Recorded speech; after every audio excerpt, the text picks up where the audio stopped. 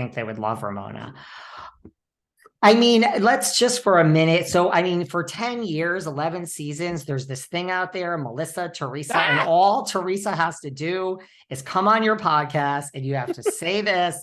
And now it's like the light is lifted and, they did come on the show behind Teresa's back. Where were you, Carlos? For 11 years, Teresa had the realization right in front of you. What's going on here? I know. It's so funny. Who would have thought my podcast, Reality with the King, would be spilling tea that happened 10 years? David, and you know me, we're talkers. So Teresa's on my podcast. We're catching up. And it came up with how how Melissa got on the show. And look, I'm a lot of things. I'm not going to lie. And I'll say this too. I don't dislike Melissa. I don't know Melissa. Me and Melissa never had conversations because I produced seasons 1 and 2 of The Real Housewives of New Jersey. Melissa and Joe came on season 3. I was already gone before they hopped on the show. So I want to make that clear. I'm not a Melissa hater or Joe Gorga hater. I don't know them. Teresa is a good friend of mine, and I do adore her. If Teresa was lying, I would say, Teresa, that's not how I remember it. Teresa is not lying. So based on my conversations with Teresa, I was Teresa's producer seasons 1 and 2. I would see Melissa attend different events that Teresa would have, whether it was Adriana's baptism, whether it was a kid's birthday party. I would see Melissa. Melissa was there. I would never engage with her because my focus was on the cast. I don't know how she found out who I was, though, and this is back in 2009.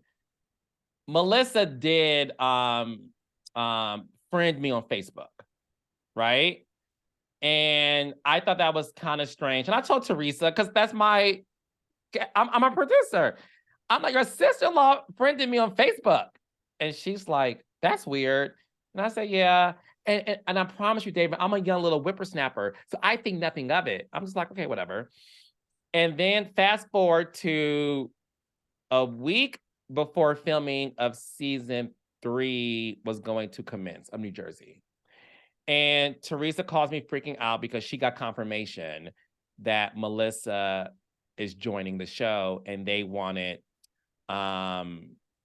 Teresa to attend Melissa and Joe's son's christening, right? And she was so sad. She freaked out. She wanted to quit the show. She was hurt. And she called me, honey, on a Sunday afternoon. And I had to talk her off the ledge, like, it's your show, show up, it'll be fine. And the one thing she kept saying to me, David, was, Carlos, I do not want to fight with my family. I just don't. I saw what it did to Dina and Caroline's relationship.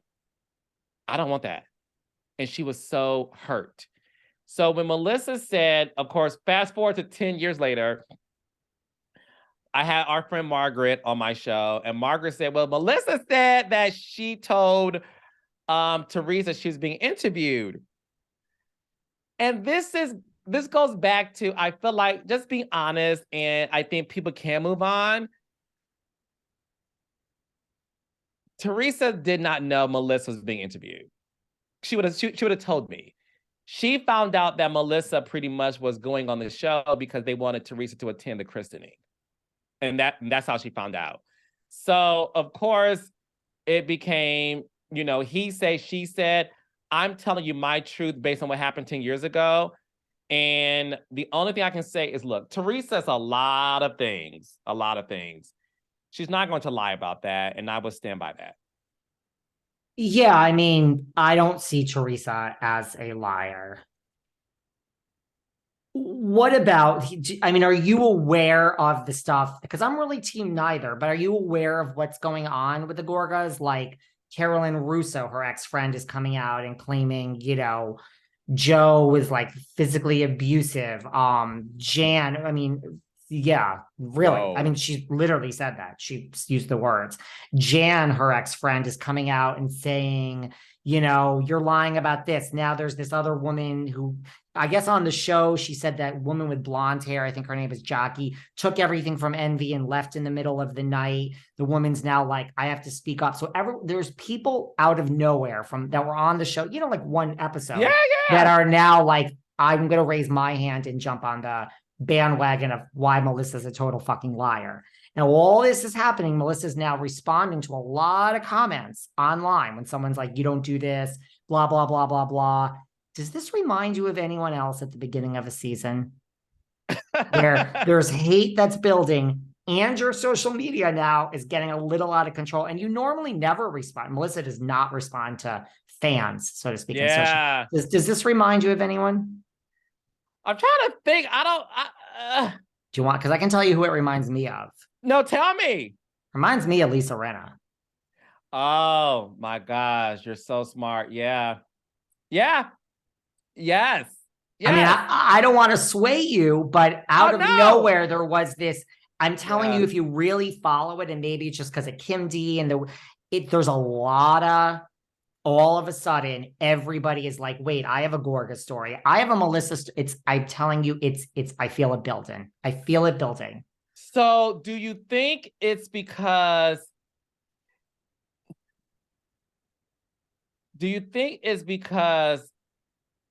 Melissa is being shown based on people's truths, right? Or alleged truths, that she'll do anything to get on the show or do anything to become famous, that these people are now saying Teresa has been right all along? And let me tell you my experience with Melissa and the Gorgas, because what has been interesting is I was reading some TikTok and someone was saying how they felt that the Gorgas was always protected. And again, I didn't work on the show the moment the Gorgas got on the show, so I don't know that. I can tell you season 1 and 2, nobody was protected, which is why everybody made great television, from Danielle to Teresa to Caroline to Jacqueline to Dina. Everybody's shit was on the table, literally on the table, and it got flipped. So there seems to be this, I'm not gonna say campaign, because to me, campaign sounds like it's intentional, but it's interesting that the House of Cards is crumbling when it comes to Melissa and Joe. And I think a lot of it has to do with the fact that, to your point, Melissa all of a sudden is working overtime to change the narrative. And it makes you wonder, is there some truth in what these people are saying? Yes. And I think it's a lot of things. I think, look, people love a mob mentality. We had Erica Jane, then we had Lisa Rinna. It's like, you love that mob mentality, but I feel it. Maybe it's just because I'm focused on Jersey, because here I am, but I feel it with Melissa. And yes, she's working overtime. Is there truth? And then it's almost like you work overtime when you really feel, wait a second, I'm smart and I know how this works. Just like Lisa Rinna, like, this might be the end for me. Like, do you think this could be Melissa's last season? Well, this is what's interesting. I would have never thought in a million years, and this is a confirmation that this is why Lisa Rinna's gone. When Kathy Hilton said, either Lisa Rinna or me, I'm somebody who worked for that franchise for 10 years. That's the kiss of death. Like, well, bye, because we will never give you the impression that you control the show. So when I heard that, I was like, oh, that's the kiss of death. Bye, Kathy. It was a nice run. When she said that, and then a month or two later, Lisa Rinna got fired, I said, that's not a coincidence to me. Teresa has said on my podcast, everywhere, I am done with the